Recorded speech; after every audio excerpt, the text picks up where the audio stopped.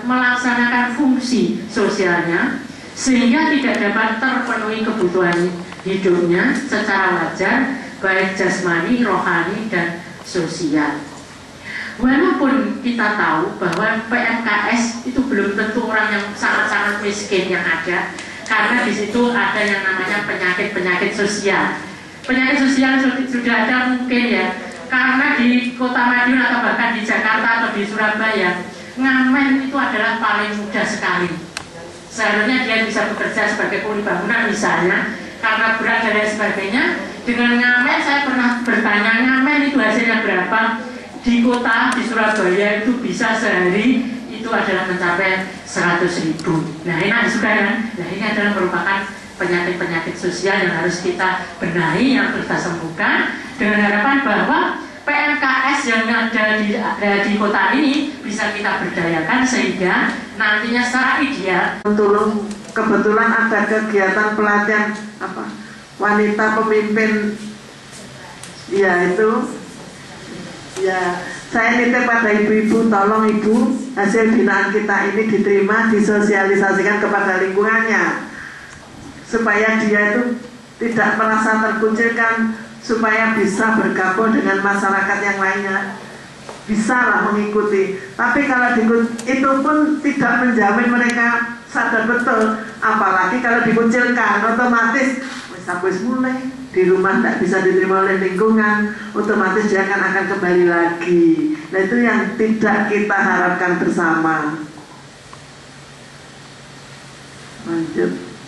Nah, ini untuk UPT pelayanan lanjut usia ibu, di sini ada 7.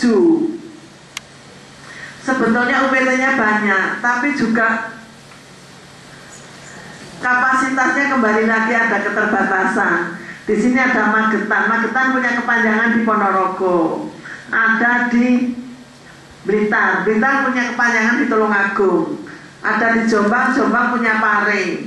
Ada di Pandangan. Pandangan punya Babat kepanjangan. Ada di Banyuwangi, terus Bondowoso dan Jember. Karena apa? Kalau lansia kita melayaninya sampai dia itu kapundut. Jadi kalau belum ada yang meninggal, ya sekali lagi mohon maaf ibu-ibu, bapak-bapak sekalian, tidak punya tempat karena dia dilayani sampai kapundut, sampai meninggal. Kalau sudah meninggal baru itu, padahal itu kan kita kembalikan kepada yang di atas. Jadi sekali lagi saya mohon maaf, mungkin ibu-ibu, bapak-bapak, ini ada lansia terlantar kok bolak-balik jawabannya penuh, karena tidak ada yang sedo, otomatis yang tidak bisa menerima. Jadi kita saling memahami satu sama lain. Memang itu loh keterbatasan pemerintah. Pak, ini kebetulan ada bapak polisi di sini. Ini sering ditemukan bayi-bayi. Kadang-kadang ada bayi ditaruh di dus di depan rumah. Nah, itu sering. Biasanya mereka yang anak-anak yang dibuang ini biasanya diserahkan langsung. Kalau itu ditemukan di kabupaten kota, biasanya sama aparat kepolisian, itu biasanya dicari dulu orang tuanya. Kalau orang tuanya tidak ditemukan, itu diserahkan kepada dinas sosial setempat. Nah, biasanya kalau sebelum diserahkan ke kami, anak itu biasanya dimasukkan di rumah sakit untuk diperiksa kesehatannya. Kalau sudah sehat benar, diserahkan kembali kepada dinas sosial setempat, baru dinas sosial setempat menyerahkan kepada UPT PSA Balita. Nah, itu harus disertai juga dengan surat keterangan dari kepolisian asal anak ini ditemukan di mana. Biasanya orang tua kandungnya itu kalau menelantarkan anaknya biasanya tidak pernah ditemukan, Pak. Karena apa? Kalau dia ditemukan, proses hukum yang berjalan juga. Nah, ini anak-anak yang ada di tempat kami, ini jelas anak-anak yang orang tuanya tidak diketahui. Terutama bapak-bapaknya ini, Pak. Nah, ini saya ngatur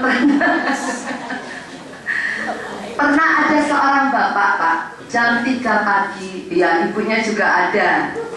Pernah jam 3 pagi bawa bayi yang baru lahir ke tempat kami jam 3 malam itu. Kebetulan tidak boleh kami tahan, tidak boleh pulang. ternyata anak ini adalah anak hasil perselingkuhan dan ibunya ini masih berada di rumah sakit, baru melahirkan. Sampai hari ini bapaknya menghilang, begitu menyerahkan kepada kami alamatnya palsu, tetapi alamat ibunya ini jelas.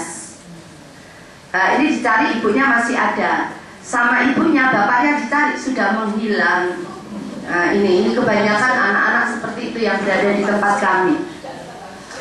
Dan UPT kami yang boleh melakukan proses adopsi hanya dua UPT hanya dua yang ada di Jawa Timur. Yang satu adalah Yayasan Matahari Terbit, yang satunya lagi adalah UPT PSA Balita milik pemerintah.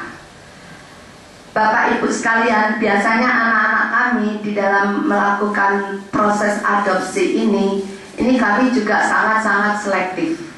Karena anak-anak ini di samping mempunyai latar belakang yang secara sosial ekonomi tidak mampu dan tidak diketahui orang tuanya, jangan sampai nanti proses adopsi saya serahkan kepada calon orang tua angkat, ini juga secara sosial ekonomi dia tidak mampu. Itu kami seleksi. Jadi saya pilih orang yang betul-betul mampu secara sosial ekonomi. Karena apa? Karena kedepannya anak ini supaya tidak terlantar. Artinya di dalam pendidikan dari segi pendidikan dia terpenuhi kebutuhannya, dan untuk kebutuhan fisiknya juga terpenuhi. Kemarin kami juga ada pertanyaan, Bu, apakah orang yang nggak punya nggak boleh adopsi? Padahal saya sudah kepingin sama sekali. Pekerjaan saya misalnya tukang beca. Saya jawab tidak. Saya tegas jawab tidak. Karena apa? Untuk memenuhi kebutuhan dasar anak aja penyenengan jelas tidak mampu. Untuk memenuhi kebutuhan dirinya sendiri kan juga tidak mampu. Apalagi untuk kebutuhan anak, kebutuhan dasar anak. Karena anak-anak ini susunya aja mahal. Dan kebetulan di tempat kami ini anak-anak yang alergi. Karena anak-anak ini terlantar, susunya Bapak Ibu sekalian ketahui apa? Nutrilon soya. Padahal jatah dari pemerintah ini SGM. Tapi ya alhamdulillah sekarang sudah ada SGM soya. Akhirnya kami ganti karena harganya separuh dari harga itu, dari harga Nutrilon soya. Dan di tempat kami juga bayi-bayi yang ada di tempat kami, di samping kami memberikan perawatan juga, kami juga ada perawat ya. Karena di tempat kami ini bekerja juga 24 jam. Untuk merawat bayi-bayi ini juga tidak mungkin bisa berdiri sendiri, jadi harus ada perawat. Dan fasilitas yang ada di tempat kami ini juga sangat-sangat lengkap, sudah sangat lengkap. Ada perawat, ada dokter. Dan anak-anak yang ada di tempat kami sebelum masuk ke tempat kami itu, kalau masuk ke tempat kami ya, misalnya sudah dinyatakan sehat, itu kami periksa lagi, kami periksa HIV/AIDS. Karena kalau anak ini kami terima, kasihan nanti nulari yang lainnya. Nah, kebetulan anak-anak yang lahir dengan HIV/AIDS ini biasanya ada senternya ya di Dr. Sutomo. Pernah kami ditawari oleh Dr. Sutomo untuk merawat ini, kami tolak. Dan yang kedua, Bapak Ibu, terutama Bapak dari aparat kepolisian, kalau ditemukan bayi, misalnya dia cacat Pak, ya mohon maaf, kalau bisa dirujuk ke panti cacat. Yang kami terima ini adalah anak-anak yang normal dan sehat. Tetapi tidak menutup kemungkinan kami juga terpaksa menerima anak-anak yang cacat. Kemarin kami terima dari Polres Mojokerto Pak, kebetulan anak diterlantarkan, rupanya juga korban KDRT, matanya buta, mau tidak mau karena usianya di bawah 5 tahun. Dan sasaran garapan di UPT kami kan 0 sampai dengan 5 tahun. Mau tidak mau saya terima terpaksa itu. Karena biarpun bagaimana nurani yang berbicara ya, walaupun secara tempat kami terima yang normal, tetapi apa boleh buat. Kemarin juga kami dari Pasuruan, kami menerima bayi yang baru lahir matanya buta dua-duanya. Nah ini ternyata ada tumor mata. Sampai hari ini kami juga masih menunggu dari Rumah Sakit Dr. Sutomo untuk dioperasi.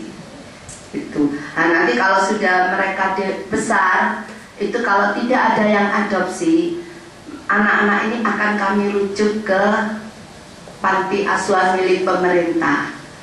Jadi kalau bapak, ibu-ibu PKK, andai kata di warga, bapak ibu sekalian, misalnya ada anak-anak yang usia di bawah 5 tahun, tetapi kalau tidak memiliki keluarga, itu kami mau menampung. Kami selektif benar Bu, karena yang dilayani itu juga sangat-sangat banyak. Seperti mulai dari 2009 berdiri, kita lepas anak-anak itu tahun 2010 kita lepas ke calon orang tua angkat, itu sampai hari ini jumlahnya sudah sebanyak 60 anak yang sudah teradopsi. Jadi selama 3 tahun itu ternyata anak-anak terlantar itu juga sangat-sangat banyak. Jadi begitu kami lepas, siang ini misalnya pelepasan, siang ini juga kadang-kadang masuk ada 3 orang, 4 orang. Kapasitas di tempat kami itu hanya 45 anak yang kami layani. Tapi kadang-kadang kami menerima itu melebihi kapasitas itu. Jadi kadang-kadang ya gitu, keluar masuk, sampai namanya pengasuhnya itu bilang, Bu, kapan sih Bu tidak ada yang masuk gitu, saya tak leret boyok, saya ini capek. Karena kerja mereka 24 jam itu. Jadi kalau mereka-mereka ini yang akan diadopsi, biasanya sebelum kami lepas itu kami akan melakukan home visit pertama. Jadi saya melihat dulu secara finansial